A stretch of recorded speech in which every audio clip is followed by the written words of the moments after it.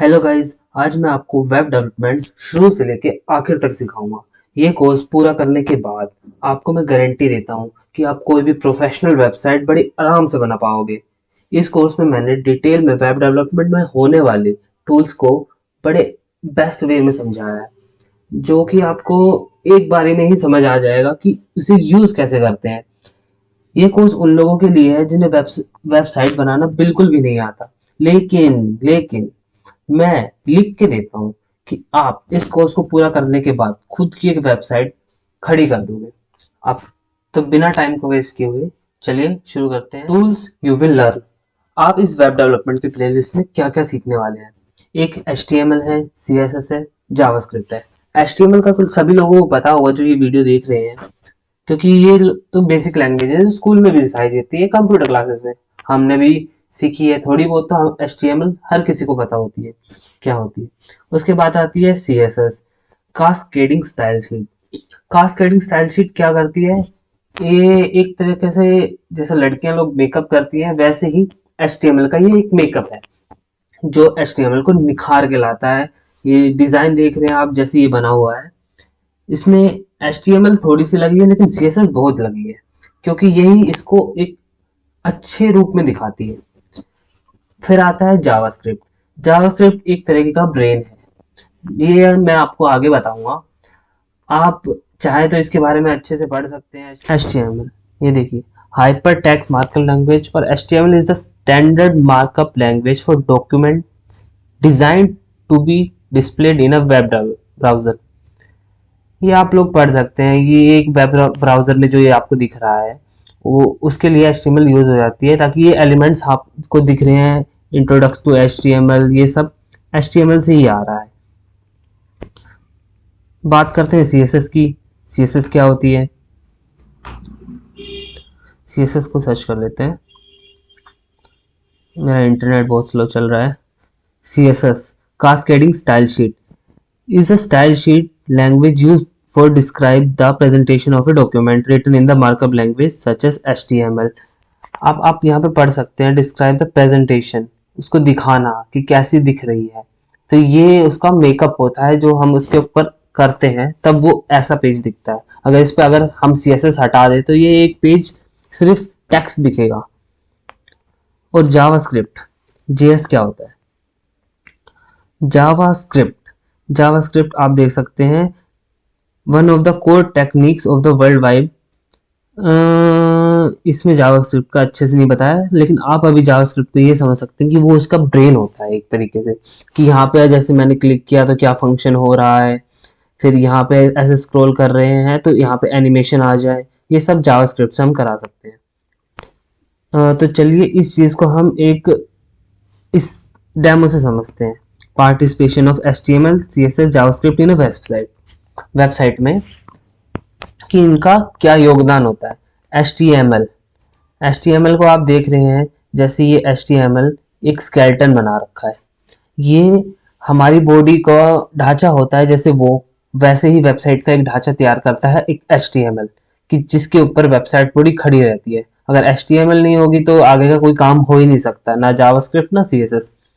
अब HTML क्या करती है, वो उसको एक स्ट्रक्चर देती है, जिसे कहते हैं ना स्ट्रक्चर। और फिर उसके बाद देखो CSS में क्या दिखा रखा है। CSS की इसकी आंख आ गई यहाँ पे इसका मुंह पूरा आ गया, यहाँ पे ये भूतिया लग रहा है, लेकिन CSS ने इसको एक इंसान बना दिया ढंग का।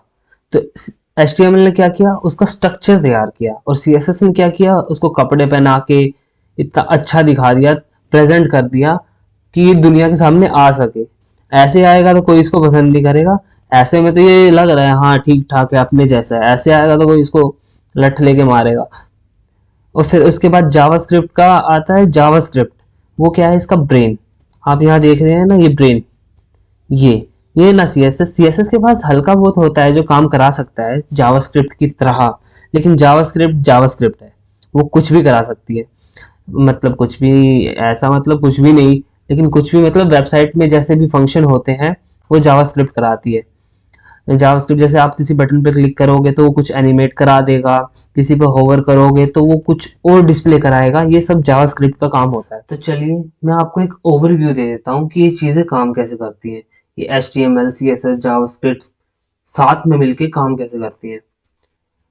हम मान लीजिए आप एक यूज़र है, ठीक है, जो यहाँ बैठा है, अपने कंप्यूटर पे ब्राउज़र खोल के बैठा है और उसने कुछ भी सर्च किया, जैसे facebook.com सर्च किया, तो वो एक रिक्वेस्ट इंटरनेट के पास जाती है जहाँ पे हमारे सर्वर सेटअप रहते हैं।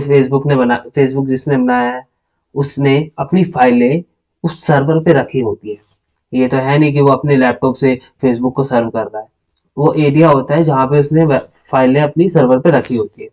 तो हमारा एक रिक्वेस्ट जाती है सर्वर के पास और सर्वर देखता है कि हाँ भाई तेरे को फेसबुक चाहिए, तो फेसबुक की ये जो फाइलें पड़ी रहती हैं उनको उठाता है, यहाँ से उठाता है और एक रिस्पॉन्स सेंड कर देता है जो कि यूजर के पास वापस चला जाता है। मेरी बात समझ में आई कि आपने फेसबुक सर्च किया, वो इंटरनेट के पास गया, सर्वर के पास फाइलें रखी थी और उसने देखा कि फेसबुक नाम से कोई एक साइट देखना चाहता है, तो उसकी फाइलें डिस्प्ले करा देते हैं उसको और वो रिस्पॉन्स सेंड कर देता है उसके पास, जिससे कि उसकी स्क्रीन पे फेसबुक खुल जाता है। अब फेसबुक क्या है? HTML, CSS और जावास्क्रिप्ट, ये तीन चीजें हैं। इन तीन चीजों का मिक्सचर ही फेसबुक है। फेसबुक की जो वेबसाइट आपके सामने खुल के आती है इन तीन चीजों से ही बनती है। अब मान लो कि जैसे कभी कभी आपको 404 एरर आता है, वो किस वजह से आता है कि इसके रिस्पॉन्स में दिक्कत आ जाती है। रिस्पॉन्स कई वही कर नहीं पाता, कभी कभी वो फाइलें वहां से होती ही नहीं है तो दिखाता है 404 नॉट फाउंडेड। ये सब उसकी प्रॉब्लम आती है, ये आगे देखेंगे हम। लेकिन बस चीजें ऐसे ही काम करती हैं। एक जगह रिक्वेस्ट जाती है, सर्वर उसको कंप्यूट करता है, उसके बाद वो उस रिक्वेस्ट के अकॉर्डिंग आपको पेज सर्व कराता है HTML CSS जावास्क्रिप्ट के रूप में।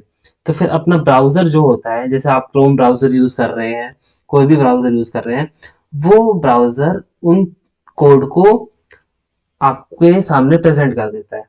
जैसे अभी हम सर्च करते हैं फेसबुक, ठीक है, फेसबुक, मैंने ये लिखा, मैंने एक रिक्वेस्ट डाली अपने ब्राउज़र को कि मुझे फेसबुक लाके दो। तो ये रिक्वेस्ट इंटरनेट के पास गई और जहाँ फेसबुक का सर्वर था उसके ऊपर उसकी फाइलें पड़ी थी। ये तो सर्च रिजल्ट है, ये फेसबुक पे हम क्लिक करेंगे तो जहाँ पे फेसबुक का सर्वर होगा वहाँ पे उसकी फाइलें पड़ी होंगी और उसने पहला पेज हमें खोल के दे दिया। वहाँ से लाके हमें एक पेज दे दिया कि ये लो, आप पहले लॉगिन करो तब आपको आपका अकाउंट मिलेगा जो फेसबुक का होगा आपका। ठीक है, तो हमारी एक रिक्वेस्ट गई, सर्वर ने उस रिक्वेस्ट के अकॉर्डिंग देखा कि ये फाइलें हैं, उस फाइलों को उन्होंने हमें रिस्पॉन्स में भेजा, जिसकी वजह से हमारे सामने ये खुला। अगर मैं यहाँ पे कुछ ऐसा सर्च कर दूं जैसे ये तो गूगल ने तो हमें रिजल्ट दे दिया, लेकिन ऐसी कोई चीज़ होती नहीं है। हाँ, थोड़ी सी और डाल देता हूँ। देखो, know many gate message come back from the search, कि उसको इस नाम से कोई भी फाइल कुछ भी मतलब कीवर्ड नहीं मिला। अब इस नाम से कुछ होगा नहीं तो हमें दिखाएगा कहाँ? अगर हम फेसबुक सर्च करेंगे तो उस नाम से कुछ जो जो चीज़ें हैं वो दिखा देगा कि हाँ इस नाम की पर चीज़ें हैं इंटरनेट पे। लेकिन हम कुछ ऐसी चीज़ सर्च करेंगे जो नहीं है तो वो नहीं दिखा पाएगा, क्योंकि वहाँ पे उसकी फाइलें ही नहीं होगी। कोई चीज़ आपको जब दिखती है जब वो बनी होती है, जैसे आप पहले पेंट यूज़ करते थे तो आपने पेंट की फाइलें बनाई होगी, उससे खोलते हैं तभी दिखता है ना कि आपने क्या बनाया है। वैसे ही वैसे ही सर्वर पे होता है। सर्वर क्या है? कंप्यूटर है जो आपको फाइल बस उठा के देता है। जो आप यहाँ सर्च कर रहे हो वो इंटरनेट से जाता है, वो फाइल उठा के देता है। इस चीज़ को आप अब मैं आपको बताना चाहता हूँ कि एक टूल पे आप इतना टाइम स्पेंड नहीं करें कि आप वहाँ की मैं HTML सीख रहा हूँ तो मैं इसकी पहले मास्टरी करूँगा, फिर मैं CSS पे जाऊँगा, फिर उसके बाद मैं जावास्क्रिप्ट सीखूँगा। ये अपने मन में नहीं बैठाना है आपको, क्योंकि एक तीनों चीजें मिलके काम करती है। अब आप एक ही चीज पे एक साल तक लटके रहे कि नहीं एचटीएमएल पूरा करना है, उसी के बाद सीएसएस करना है, वो वाला मेंटलिटी नहीं रखनी है।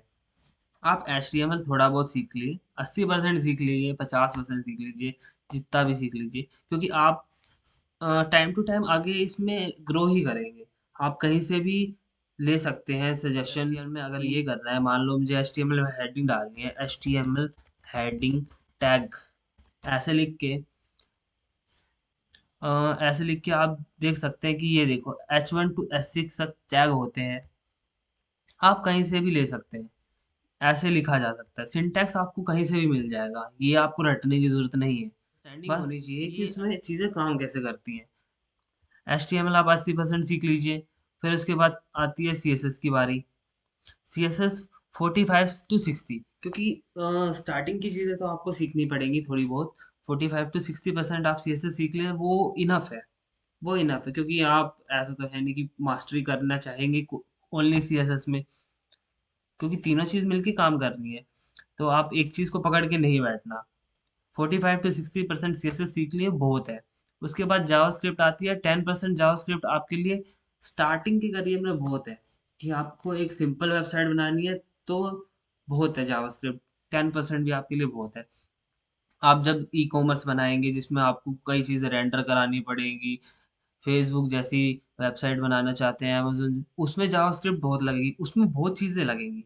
लेकिन अभी के लिए आप 10% जावास्क्रिप्ट सीख रहे हैं एज अ बिगनर, ये आपके लिए इनफ है।